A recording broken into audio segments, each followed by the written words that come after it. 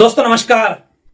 दोस्तों बड़ी खबर सामने आ रही है वसई से, जहां एक तरफ आज सुबह जिस ग्लिसन गोंसाल्विस की कल रात को गिरफ्तारी हुई उसकी हम आपको अपडेट देने वाले हैं। वहीं दूसरी तरफ जो मामला सामने आया था 14 नवंबर को वसई के सातीवली हनुमंत विद्या मंदिर में जो एक बच्ची को उठक बैठक लगवाई गई थी, उसकी वजह से उसकी मौत हुई थी, अंशिका गौड़ की।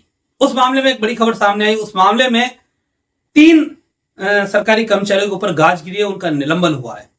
तो वीडियो को अंत तक जरूर देखना। मैं आपको पहले बात करें ग्लिसन गोंसाल्विस की, तो ग्लिसन गोंसाल्विस कल रात को उनको क्राइम यूनिट 3 द्वारा गिरफ्तार किया गया था। मैंने आगे जो वीडियो लगाया उसमें बताया था कि किस तरह से रमाबाई अपार्टमेंट हादसा हुआ था विरार में, और उसमें ग्लिसन गोंसाल्विस सहायक आयुक्त होकर उनको कार्यवाही करनी चाहिए तो उन्होंने नहीं की समय रहते। तो एफआईआर जो दर्ज की गई थी वहां पर उसमें प्राथमिक तौर पर पुलिस ने 4 लोगों को हिरासत में लिया, 4 लोगों को आरोपी बनाया था, और एडिशनल तौर पर उसमें प्रभाग सहायक आयुक्त के तौर पर ग्लिसन गोंसाल्विस को आरोपी बनाया गया था।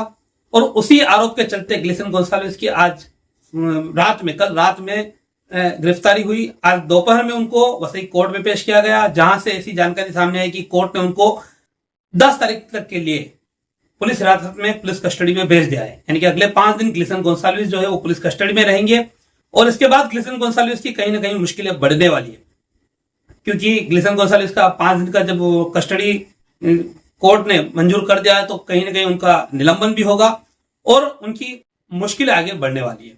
तो ये तो बात हम कर रहे थे ग्लिसन गोंसाल्विस की। अब बात करें वसई के ईस्ट के हनुमंत विद्या मंदिर मामला, जो काफी बड़ा मामला था, काफी गूंजा था, देश भर में उस मामले की चर्चा हुई थी।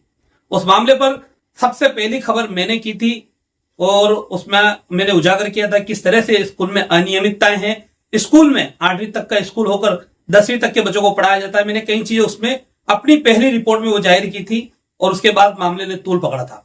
उस मामले में एक बड़ी खबर सामने आई कि उस मामले में 3 सरकारी कर्मचारियों के ऊपर गाज गिरी है। खबर सामने आई, निलंबन और आदेश सामने आया, वो आपको मैं बताता हूं। तो पालघर जिले के जिला परिषद मुख्य कार्यकारी अधिकारी मनोज रानड़े ने 3 अधिकारी, जिसमें गढ़ शिक्षण अधिकारी पांडुरंग गलंगे, वाल्यू केंद्र प्रमुख कैलाश चौहान और वसई पंचायत समिति विस्तार शिक्षण अधिकारी राजेंद्र उबाले, इन तीनों का निलंबन आदेश निकाला है। अब इन निलंबन के पीछे जो कारण लिखे गए वो कारण यही है कि इस तरह से अनाधिकृत बिल्डिंग में विद्यालय का चलना, एक विद्यालय में 8वीं तक की परवानगी होकर 10वीं तक का चलना, 2 ऐसे जो मामला सामने आया उसको आगे अपने वरिष्ठ अधिकारियों तक नहीं बताना, 3 ऐसे कई चीजें हैं उसमें इनको कसूरवार पाया गया और उसके चलते इन तीनों ही अधिकारी का निलंबन किया गया है।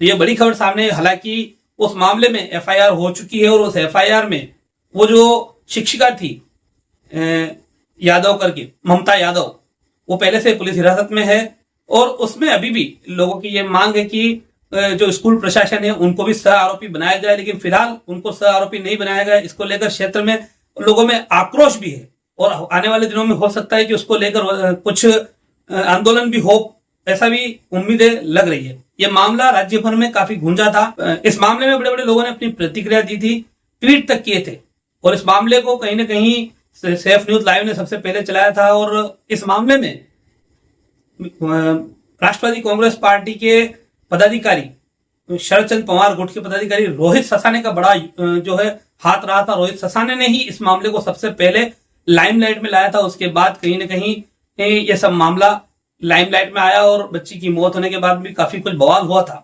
तो कहीं ना कहीं अब ये लगता है कि इन अधिकारियों पे जो जिस तरह से गाज गिरी है, तो इससे सबक लेकर अब अधिकारी अपना काम सही तरीके से करेंगे और आने वाले समय में कुछ सुधार होगा, ऐसी उम्मीद हम लगा सकते हैं।